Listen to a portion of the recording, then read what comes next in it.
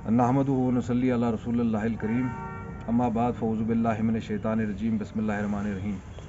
आप सब लोग जानते होंगे कि कल के दिन पटन में फिर पुलवामा में जिस तरह से रेवेन्यू अथॉरिटीज़ का अंडर सर्कुलर 2 जो एक्शन हो रहा है, पहले तो मैं खुले अल्फाज में उसकी मजम्मत करना चाहता हूँ।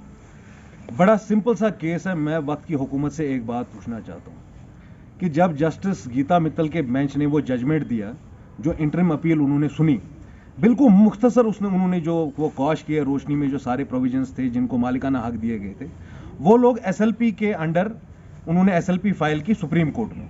सुप्रीम कोर्ट में खुद गवर्नमेंट के लॉयर ने ये बताया कि जितनी देर हमने यहाँ पे हाई कोर्ट में एक रिव्यू पिटीशन डाला है इसी जजमेंट के खिलाफ, और जितनी देर तक उस रिव्यू पिटीशन का कोई जजमेंट नहीं आता है, कोई कोर्सिव एक्शन नहीं होगा। तो मैं वक्त के एलजी हुकूमत से ये एक बात पूछना चाहता हूं, जो सर्कुलर आपने 9 जनवरी 2023 को पास किया है, is it not in contravention with what you have said in Supreme Court? Are you not standing in contempt of court? आप मुझे बताइए, जो आपने ड्रामे ये लगाए रजौरी में, पुंछ में, जो आदमी सुरन कोर्ट में मरा उसका खून है आपके हाथों पे। Not only are you standing in contempt of court, आप जो लॉ है और नेचुरल जस्टिस के प्रिंसिपल्स हैं उनको अवॉइड कर रहे हैं, आप बुलडोज कर रहे हो नेचुरल जस्टिस को। आपको अंडर लॉ भी अगर कोई इलीगल ऑक्यूपेंट होता है तो कानून है उसके लिए, जिसको हम इलीगल ऑक्यूपेंट्स एक्ट जो हमारा कानून में है उसके अंडर आपको उसको नोटिस भेजना है। वो अपीलेबल है डिस्ट्रिक्ट कोर्ट में, हाई कोर्ट्स में, और even in the supreme court. जो लीगल जस्टिस के रेमेडीज है वो आम लोगों के पास है। अच्छा, अब जो ये जस्टिस गीता मित्तल का जो ये जजमेंट आया था, इसमें क्लासिफिकेशन होनी चाहिए थी। जो इन्होंने ब्लैंकेट आज सबको बोला ये सब लैंड ग्रैबर है। आप खुदारा मुझे एक बात बताइए, जो आदमी पुंछ में है, रजौरी में है, यहाँ पटन में है या पुलवामा में है, जिसके पास 8 मरले है, 10 मरले है, 1 कनाल है, वो लैंड ग्रैबर है क्या? ये पहले तो दिक्कत हमें उस जजमेंट से थी जो जस्टिस गीता मित्तल का आया, कि उसमें क्लासिफिकेशन नहीं किया गया है कि लैंड ग्रैबर कौन है, एनक्रोचर कौन है। अब अगर आपने सब कुछ को कॉश किया, खुद आपके जो वकील है वो सुप्रीम कोर्ट में ये बोलते हैं कि जितनी देर तक रिव्यू पिटीशन डिसाइड नहीं होगा हम कोई एक्शन नहीं लेंगे, तो सर्कुलर को कैसे जस्टिफाई होता है? और सर्कुलर जब आप पास भी करते हैं, ये कोई जंगल राज नहीं चल रहा है यहाँ, अभी भी आप डेमोक्रेटिक सिस्टम के अंडर है। It has not become a banana Republic. मैं बिल्कुल सख्त से सख्त अल्फाज में इसकी मजम्मत करता हूं, और मैं वक्त के एलजी से कहता हूं, आप मजाक बना रहे हैं हुकूमत का, आप मजाक बना रहे हैं डेमोक्रेटिक सिस्टम का, आप मजाक बना रहे हैं लीगल सिस्टम का। आज के कल के ही दिन मेंशनिंग हुई, इंडिया के जो चीफ जस्टिस है डीवाई चंद्रचूड़, उनके कोर्ट में मेंशनिंग हुई है इस केस की। अच्छा, आप मुझे बताइए, जब आपने खुद ये बात मंजर आम पे रखी और गवर्नमेंट हमें ये कह रही है नहीं हम आम आदमी के खिलाफ नहीं है, हम बिग शार्क्स के खिलाफ है। अच्छा, बिग शार्क्स के खिलाफ है, आपके खुद के जो प्रिंसिपल अकाउंटेंट जनरल है वो बता देते हैं कि भाई 2004-5 में क्या हुआ। जो असली में जो स्कैम है वो स्कैम सिर्फ इतना मुख्तसर है कि सिर्फ श्रीनगर शहर में 375 कनाल्स वेयर ट्रांसफर्ड अंडर रोशनी। उसके बाद कश्मीर के पूरे खिते में लगभग 13,800 कनाल ट्रांसफर हुए। असली स्कैम तो जम्मू में है। 1,58,000 kanals have been transferred under Roshni Act. किसके एवज में? पर कनाल रेट जो है लगभग 1425 रुपए आया, 1425 और 1428, और 22 करोड़ रुपए स्टेट एक्सचेकर को आया 1.5 लाख कनाल जमीन जम्मू में देने के बाद। जो स्कैम है, जो इल्जामात है, जो आपके प्रिंसिपल अकाउंटेंट जनरल भी ये बात बोल रहे हैं कि भाई जम्मू में जो हुआ उसमें लैंड को नोटिफाई किया गया as agriculture land and it was given away at throwaway prices. जो पूरा जिस चीज की हम भी हिमायत करते हैं कि अगर किसी ने लैंड ग्रैब किया है, किसी ने गवर्नमेंट लैंड को एनक्रोच किया, उसके खिलाफ कानूनी एक्शन होना चाहिए, but due course of law has to be followed. अब जो स्कैम है वो कश्मीर में नहीं है, तो आप पटन में क्या कर रहे हैं, आप बारामूला में क्या कर रहे हैं? जो स्कैम आपका खुद का प्रिंसिपल अकाउंटेंट जनरल बोल रहा है वो जम्मू में हुआ है, वहां 1.5 लाख कनाल दिए गए हैं। और मैं इस हुकूमत से पूछता हूं, अगर आप इतने ही एनक्रोचमेंट के खिलाफ है, लैंड ग्रैबिंग के खिलाफ, तो हर एक शहरी है जम्मू कश्मीर का।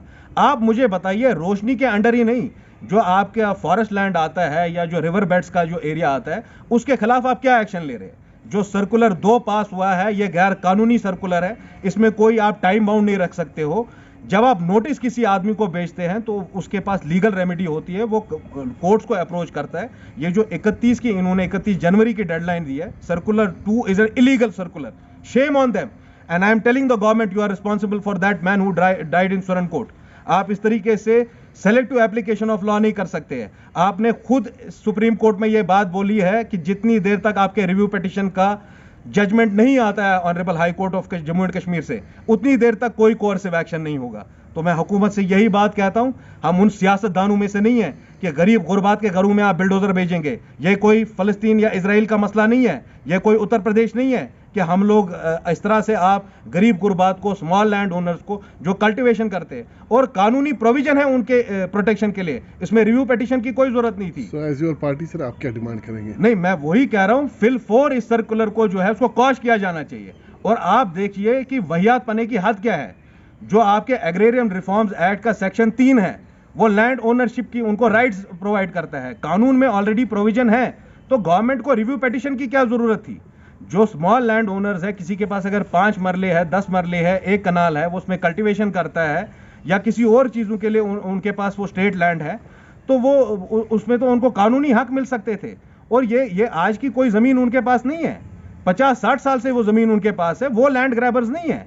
आप सर्कुलर 2 के अगेंस्ट उन लोगों को हैरेस कर रहे हैं जिनके पास मींस नहीं है लीगली उसको चैलेंज करने के सुप्रीम कोर्ट में, जिनके पास बड़े बड़े वकीलों को हायर करने की ताकत नहीं है। हम इसकी मजम्मत करते हैं और मैं एलजी मनोज सिन्हा से बेटोक अल्फाज में ये बात कहता हूं, फिल फोर ये जो आपका सर्कुलर नंबर 2 जो 9 जनवरी को आया है, उसको कॉश किया जाए। अगर ये ड्रामा आपके चले जिस तरह आपने कल वहां पुलवामा में किया, कटर लेके आप रेवेन्यू डिपार्टमेंट के आदमियों को दे रहे, कोई ड्यू कोर्स ऑफ लॉ है, कानून का एक अपना तरीका है। You are suppose to send them notice. अगर वो इलीगल ऑक्यूपेंट्स भी है तो कानून है बाज़ाब्ता उसके लिए, आप इस तरीके से नहीं कर सकते।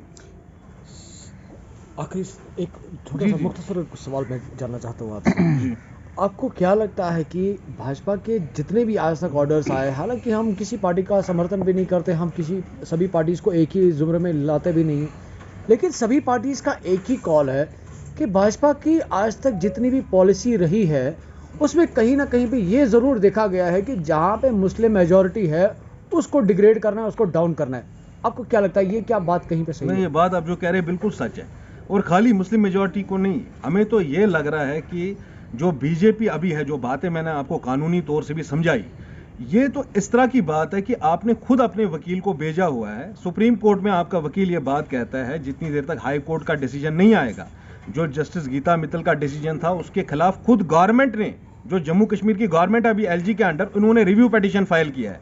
वो कह रहे जितनी देर तक रिव्यू पिटीशन नहीं आएगा हम किसी के घर में कोई कार्रवाई नहीं होगी। ये कोई उत्तर प्रदेश नहीं है आप बिल्डोजर भेजेंगे रातों रात और लोगों के घर गिराएंगे, हम खामोश नहीं रहने वाले इस पे। और ये जो बीजेपी इसमें कर रही है, जो आज के दिन भी रेवेन्यू के से ही वो सारे रिकॉर्ड्स आए, उसमें बीजेपी के भी कुछ मिनिस्टर हैं। अच्छा, इनकी बी टीम जो है अपनी पार्टी, उनके भी मिनिस्टर हैं, तो गुलाम नबी आज़ाद के भाई उनके भी रिपोर्ट आ गई सामने। अब भाई आप मुझे एक बात बताइए, आप कियोस क्यों करना चाहते हैं? बीजेपी कुछ नहीं करना चाहती है, ना वो कानूनी तौर कुछ कर सकती है। कानून में वो लीगल प्रोविजंस है कि जो हमारे वल्नरेबल है, डिसएडवांटेज है, जो हमारे उस तबके में कानूनी तौर पे उनके पास वो सारी जो है सिक्योरिटीज उनके पास मौजूद है। लॉ के अंडर उनको इस तरीके से कोई नहीं कर सकता है कि उनकी जमीन जब्त करके ले जाए। आपने अभी देखा होगा हल्द्वानी में जो हुआ, ये चाहते थे उनकी लैंड ग्रैब करना, मगर सुप्रीम कोर्ट का ऑर्डर आ गया और हम खामोश नहीं रहने वाले इस सब में। बेसिकली बीजेपी क्या चाहती है जम्मू कश्मीर में, वो कियोस हो। अब आपने देखा वो बेचारा हमारा आदमी, वो सुरनकोट में उसका हार्ट अटैक हो गया, क्योंकि वो पढ़ा लिखा आदमी नहीं है, वो ताकतवर आदमी नहीं है, वो इन जैसे जालिमों से मुकाबला नहीं कर सकता है। मैं इन्हीं फिरौनों से ये बोलता हूँ, फिरौनों, तुम्हें यही निहत्ते बेचारे हमारे जम्मू कश्मीर के बाशिंदे नजर आते हैं, आम शहरी। आप जिन बिग शार्स की बात कर रहे हैं उनके खिलाफ तो आप लड़ ही नहीं पाएंगे। उनके खिलाफ कैसे लड़ेंगे? आप ही की हुकूमतों ने उनको ये जमीनें दी हैं। अच्छा, आपके प्रिंसिपल अकाउंटेंट जनरल क्या बोल रहे हैं? किसने जमीन को नोटिफाई किया एज एग्रीकल्चर लैंड? किसने जम्मू में जो लूट हुई है जमीन की, वो किसने की है? वो भी तो आप ही के लोगों ने की है, उसमें तो बीजेपी के लोग भी है।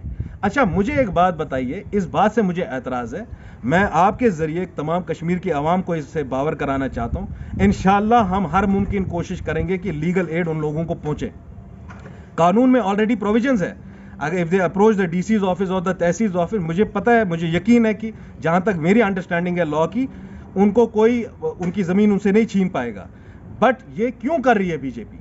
क्योंकि अभी इनको इलेक्शन तो करने का कोई मूड नहीं है, क्योंकि ये जीत नहीं पा रहे हैं। अब कुछ ना कुछ तो करना है, हर दिन कियोस बना के रखना है, और इस कियोस के बदले कौन जिम्मेदार है उसके खून का? अगर उसको हार्ट अटैक हो गया, उस गरीब आदमी के घर में आपने नोटिस भेजा, किस बिना पे आपने उसको नोटिस भेजा? क्या वो लैंड ग्रैबर है? जिस आदमी के पास 5 मरला 10 मरला 1 कनाल जमीन है, वो लैंड ग्रैबर होता है?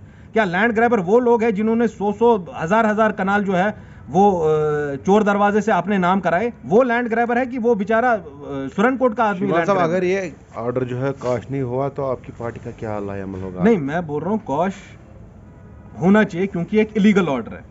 मैंने आपको कहा कि भाई इन्होंने सुप्रीम कोर्ट में कहा है कि अगर कोई भी आदमी आप में से या हम में से कल को सुप्रीम कोर्ट को अप्रोच करेगा तो जेएंड के गवर्नमेंट पे कंटेम्प्ट का केस बुक हो जाएगा। आपका वकील सुप्रीम कोर्ट में यह कहता है कि जितनी देर तक हाई कोर्ट का जो रिव्यू पिटीशन है उसका डिसीजन नहीं आएगा तो तब तक हम कोई कोएर्सिव एक्शन नहीं लेंगे, हम किसी के खिलाफ कोई एक्शन नहीं लेंगे। और फिर यह सर्कुलर कैसे आ गया फिर 9 जनवरी को? 9 जनवरी का सर्कुलर तो इलीगल है और आप टाइम बाउंड मैनर पे नहीं कह सकते। मिसाल के तौर अगर कोई इलीगल कोई ऑक्यूपेंट होता है तो आपकी है eviction of illegal occupants act जो है आपकी, वो बाज़ाब्ता ये तौर बोलती है कि कानूनी तौर उनको नोटिस जाना चाहिए। उसके बाद वो अपीलेबल है, वो डिस्ट्रिक्ट कोर्ट्स को, हाई कोर्ट को अपील कर सकता है कानून के फैसले के खिलाफ। ये लॉ का एक प्रॉपर प्रोसीजर है, आप टाइमलाइन डिफाइन नहीं कर सकते। और मुझे माफ करिएगा, जो ये हमारे चीफ सेक्रेटरी है अरुण कुमार मेहता साहब, उनका भी जो ऑर्डर आया जिसमें उन्होंने 3 महीने की डेडलाइन दी थी, वो डेडलाइन एप्लीकेबल नहीं है। They should, government has to function as per rules and regulations. वो उनको जो लॉ ऑफ द लैंड है उसको अपहोल्ड करना है, उसको बुलडोज नहीं करना है। हम कोई बनाना रिपब्लिक में नहीं रह रहे हैं, ये एक डेमोक्रेटिक सिस्टम है, यहाँ लोगों के कुछ हकूक है। अगर कॉश नहीं होगा, पहले तो legally it has to be quash. और मुझे पूरा यकीन है कि जो कल मेंशनिंग हुई है chief justice of India DY Chandrachud के बेंच के सामने, मुझे पूरा यकीन है कि कोर्ट्स विल इंटरवीन और जस्टिस होगी लोगों के साथ।